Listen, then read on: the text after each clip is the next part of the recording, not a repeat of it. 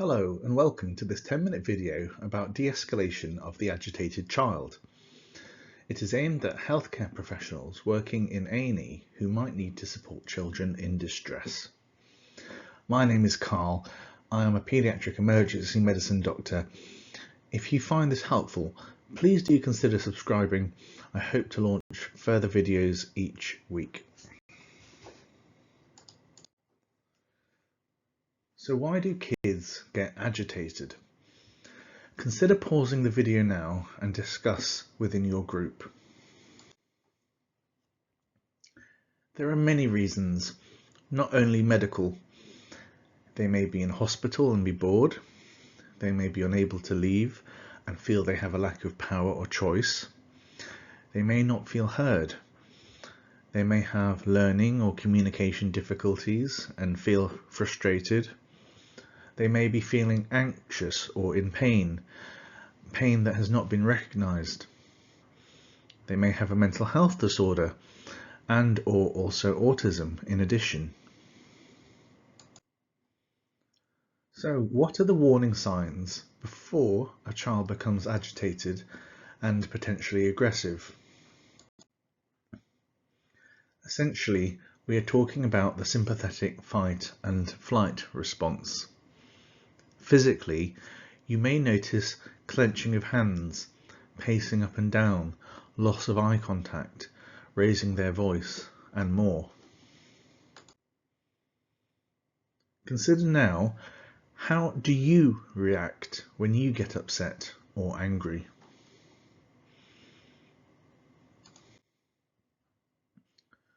What coping strategies do you use? Of course, there are unhealthy coping strategies like alcohol, cigarettes, and illicit drugs. Even violence can occur. How about healthy coping strategies? What do you use? Perhaps socializing with friends, going for a walk by yourself, physical exercise, or getting out into nature.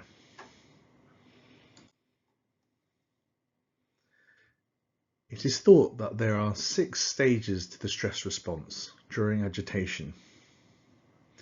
If you can identify and intervene in an early stage, you might prevent the crisis phase. So, first of all, the calm phase. The child may seem content, not agitated, and be able to engage in activities and enjoy them. Here, praise good behaviour and find opportunities to connect. In the trigger phase, the child may show signs of struggling. They may be hungry, tired, or bored. Help them work out what is bothering them and solve it with them if you can. In the escalation phase, there are obvious signs of agitation, perhaps whining or sulking, or a raised voice. Consider distraction and redirecting the child's attention. At the point of overwhelm, in the crisis phase, they may seem out of control. They might be kicking, crying, or screaming. Focus on safety. Give space. Provide an environment where they can calm down. Be calm yourself. Control your own response. This is your opportunity to model calm behaviour. Focusing on your body language can help. The de-escalation phase is where the child is starting to calm down. Do not rehash the incident. Do not think about the consequences or punishment at this point. Show respect and compassion and praise the fact that strategies are being used to feel better.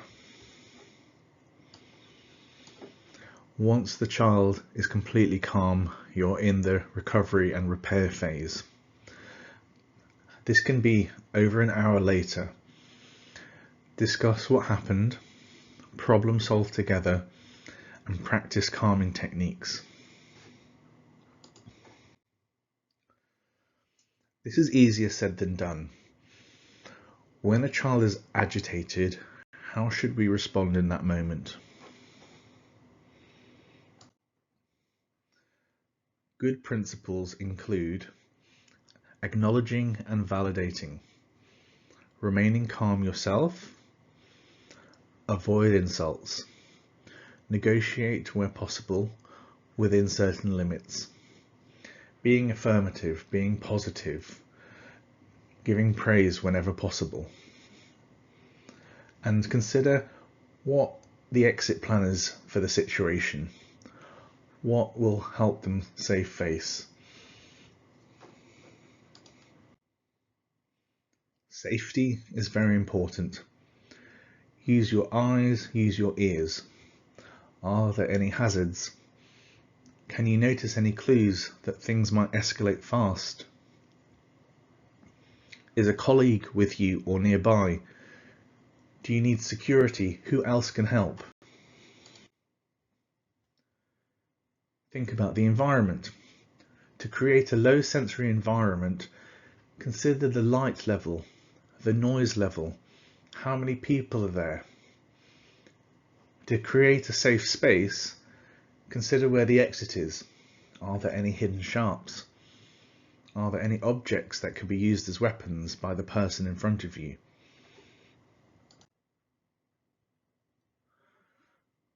What can you do to help?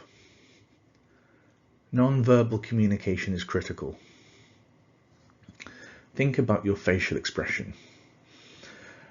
If appropriate, provide eye contact, but don't force it. Be attentive. Stand at a distance, a short distance away, with your hands down at an angle away from the person. Be calm, but be confident. Think about your positive attitude. You're trying to help. You have time to help. The person you're with is important. You're going to work with them. Here is a helpful summary of top tips.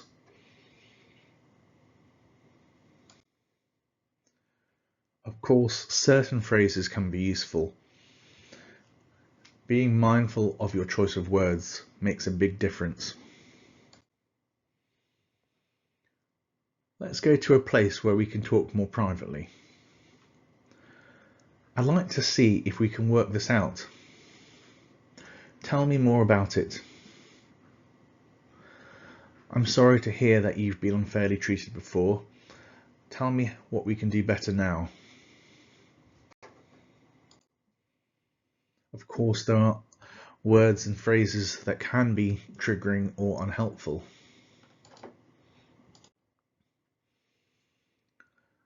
Everyone struggles. Don't depersonalize. I know how you feel. Unless you truly do understand how they feel, don't falsely empathize. How awful, how terrible. You should avoid escalating things further. If you try and leave, we will stop you.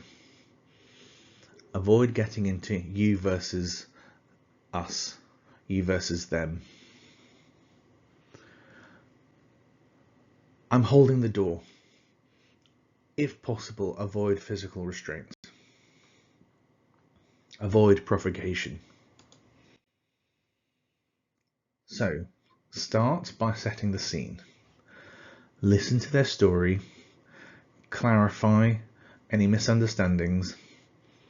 Listen on two levels, not only the words, but the emotional meaning. Reflect their words back.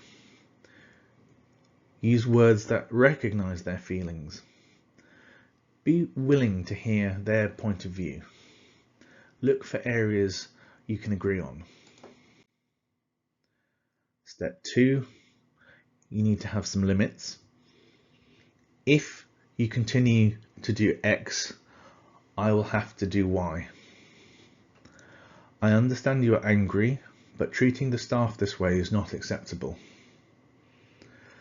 Take some time and we will talk later this afternoon. Step 3 is refocusing the conversation from a problem to a solution. Now that I've heard you, I'd like to talk about what we can do to improve things. Step 4, ending the interaction. With a focus on problem solving, break down the solution into doable steps. Review and summarize, and think about future steps. That ends today's talk. Always remember AEIOU. What stage of agitation is the person in?